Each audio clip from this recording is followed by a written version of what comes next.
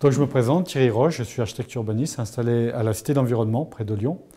Ça fait 20 ans que j'exerce ce métier et aujourd'hui, donc depuis 20 ans, j'essaye de trouver des solutions à la fois pour ce qui concerne la ville ou les bâtiments d'habitation, en trouvant des solutions à la fois de systèmes constructifs ou de manières d'habiter différentes.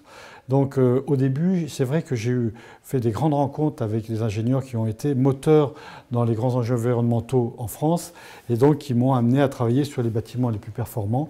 Donc les premiers logements passifs en France, le premier bâtiment énergie positive de France qui est celui-là, ou l'école des ponts et chaussées qui est un bâtiment extrêmement performant qu'on vient de livrer. Et en fait, il y avait quelque part un jeu dans cette performance qui était d'aller au-delà du possible. Et puis rapidement, on s'est aperçu que malgré tout, dans cette histoire de performance, il y avait un coût. Le coût, il pouvait être financier, mais il était aussi humain. Et donc, on s'est aperçu que c'était important, c'est que finalement, notre travail, c'était plus la performance pour la performance, où quelque part, on se faisait aussi un peu plaisir, mais c'était la performance d'usage, et donc de travailler autour de l'usager. Donc, quelque part, d'essayer de savoir qui était celui pour qui on allait travailler, et de lui construire, en fait, un univers plutôt autour de lui, qui allait amener, en fait, à justement créer cette symbiose entre l'environnement et le lieu dans lequel il travaille. Pour cela, on a été aussi amené à travailler sur les nouveaux modes de gouvernance. Gouvernance d'abord à l'intérieur de l'agence. C'est pour ça qu'au niveau de la communication interne, c'était important qu'on puisse entre nous déjà parler le même langage, un langage apaisé. Et donc, toute l'agence se forme à la communication non-violence, qui est une manière apaisée de pouvoir en fait se mettre en lien les uns avec les autres, de connaître nos besoins, ceux des autres, et puis du coup de travailler ensemble. Et cette méthode-là, effectivement, on travaille avec nos partenaires dans cette même dimension, qui est un travail collaboratif. Alors je me suis formé à la sociocratie, en fait, aussi, qui est une méthode de prise de décision collaborative, donc c'est le pouvoir du groupe.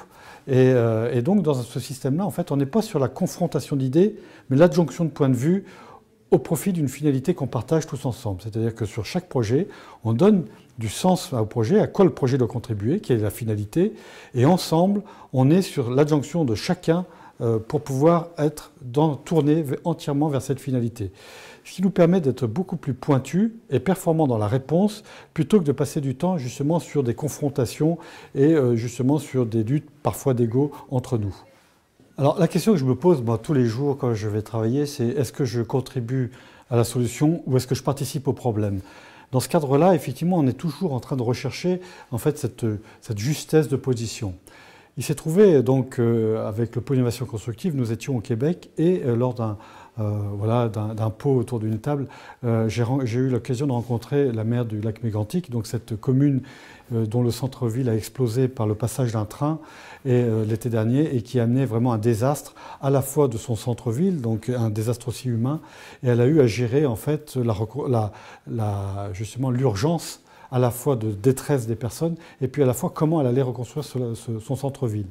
Les échanges qu'on a eu la chance d'avoir avec elle a été vraiment un moment important parce que c'est créé là, un lien à la fois d'amitié et puis un lien sur la vision.